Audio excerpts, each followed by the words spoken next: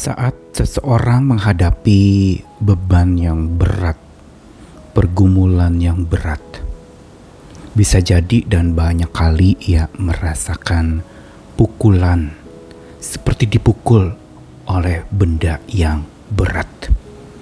Dan tentu saja saat dipukul bisa ada reaksi menjadi terjatuh atau memukul balik. Tetapi saya ingat boneka tinju. Boneka mainan anak-anak yang tingginya kira-kira setinggi anak-anak. Dan boneka itu ketika dipukul, dia akan memantul kembali menuju kepada si pemukulnya. Sehingga ini buat main tinju-tinjuan. Tapi kenapa dia bisa memantul kembali? Karena di bawah boneka itu, bagian dalamnya ada pemberat. Pemberat yang menjadi alat imbang sehingga saat dia dipukul, boneka itu terpukul, dia tidak jatuh. Tapi dia memantul dan kembali kepada si pemukul. Gambaran ini mengingatkan saya bahwa di dalam setiap pergumulan yang berat, yang rasanya seperti memukul dan meninju kita, sebenarnya adalah masa-masa di mana kita perlu memantul kembali. Tapi memang butuh pemberat.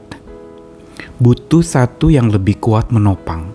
Sehingga saat kita dipukul, kita tidak terpukul.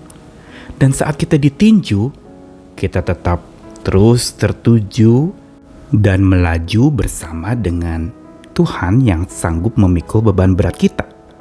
Kita perlu bergaul karib dengan Sang Maha Perangkul dan yang sanggup memikul beban berat kita.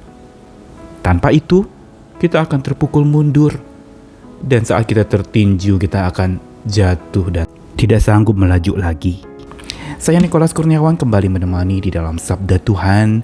Hari ini dari beberapa ayat di dalam Kejadian pasal 5 ayat 24 dan 6 ayat 9. Dan Henokh hidup bergaul dengan Allah, lalu ia tidak ada lagi sebab ia telah diangkat oleh Allah. Lalu pasal 6 ayat 9, inilah riwayat Nuh. Nuh adalah seorang yang benar dan yang tidak bercela di antara orang-orang sejamannya. Dan Nuh itu hidup bergaul dengan Allah. Dan Mazmur 25 ayat 14, Tuhan bergaul karib dengan orang yang takut akan Dia, dan perjanjiannya diberitahukannya kepada mereka. Kata kunci dari 3 ayat yang tadi dibacakan adalah gaul atau bergaul. Pertama adalah tentang Henokh. Kita tahu Henokh adalah satu tokoh, sosok dalam kitab Perjanjian Lama yang dia tidak mati secara normal atau biasa di dunia ini, tapi dia diangkat oleh Allah. Dan Henokh di dalam hidupnya dikatakan dia bergaul karib dengan Allah. Bergaul di sini mempunyai pemahaman adalah berteman, bersahabat, dan berjalan bersama dengan Allah. Bayangkan inilah yang justru menjadi kekuatannya sehingga dia dikatakan diangkat oleh Allah. Unik sekali. Lalu Nuh, kita tahu sendiri Nuh adalah seorang tokoh yang dikatakan seorang benar dan tak bercela di antara orang sejamannya. Kuncinya apa sehingga dia disebut orang benar dan tidak bercela? Dikatakan dalam ayat 9 tadi, Nuh hidup bergaul dengan Allah. Seolah ingin dikatakan bahwa orang yang benar dan tidak bercela itu bukan orang yang lalu kemudian bertopengkan kebenaran atau tampaknya benar, kelihatannya benar, dan tidak melakukan dosa apa-apa atau tidak pernah melanggar apa-apa. Bukan itu. Tapi kuncinya adalah saat seorang bergaul karib dengan Allah, itulah yang tepat disebut sebagai seorang yang benar dan tidak bercela. Ini merupakan definisi yang penting untuk supaya kita memahami di balik segala gambaran sosok orang yang tampaknya suci atau disebut orang-orang kudus dan orang-orang suci, ada satu kata penting, yaitu mereka punya pergaulan yang karib dengan Allah. Berjalan bersama dengan Allah, berteman, berkawan dengan Allah, dan menjadikan Tuhan sebagai kawan utamanya. Dan ini diimbangi juga dengan apa yang di Mazmur dikatakan bahwa Tuhan sendiri adalah sosok yang suka bergaul. Dia bergaul karib dikatakan dengan orang yang takut akan Dia. Ini adalah gambaran Tuhan yang menjadi sahabat. Dan dia bersahabat dengan orang-orang yang takut akan dia, yang respect, yang hormat, yang seluruh aspek hidupnya tertuju dan terarah kepada Tuhan. Karena itulah maka kita melihat bagaimana penekanan dan penegasan tentang pergaulan yang karib dengan Tuhan ini menjadi penting untuk supaya kita tidak mudah tertinju oleh berbagai macam masalah yang menuju kepada kita, yang menghancurkan hidup kita, yang meninju kita, sampai kita mungkin terjatuh tergeletak. Dan kita juga tidak akan mudah untuk lalu kemudian menjadi jatuh atau menjadi terpukul oleh berbagai macam pukulan-pukulan yang datang dari pergumulan berat kita. Karena apa? Seperti boneka tinju tadi, ada pemberat di bawahnya yang membuat hidup kita menjadi seimbang, dipukul kita mantul lagi. Ketika kita terjatuh kita bangun lagi. Ketika kita mungkin merasa tertinju, kita tetap berhadapan lagi dengan lawan kita. Ini tanda seorang yang berkemenangan, yang bukan sumbernya dari kekuatan dia untuk berperang, tapi karena ada alas yang kuat, ada pemberat yang kuat yang menopang dia. Sampai saat ditinju dan dipukul dia tidak pernah terjatuh, tapi dia memantul kembali.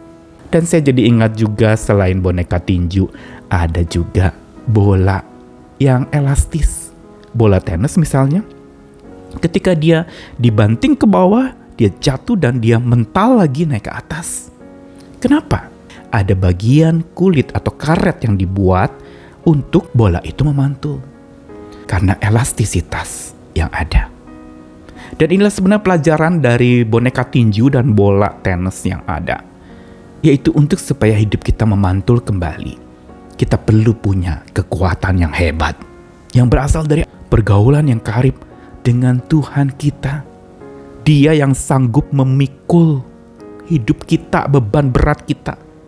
Datanglah kepadanya dan minta kekuatan dari dia supaya kita sanggup untuk berhadapan dengan beban berat kita dan pergumulan berat kita. Pergaulan kita bukan saja dengan Tuhan yang sanggup memikul, tapi dia tidak henti merangkul kita yang sedang masyghul hatinya, yang sedang sedih hancur-hancuran di dalam pergumulan karena hati kita terpukul, karena jiwa kita terpukul.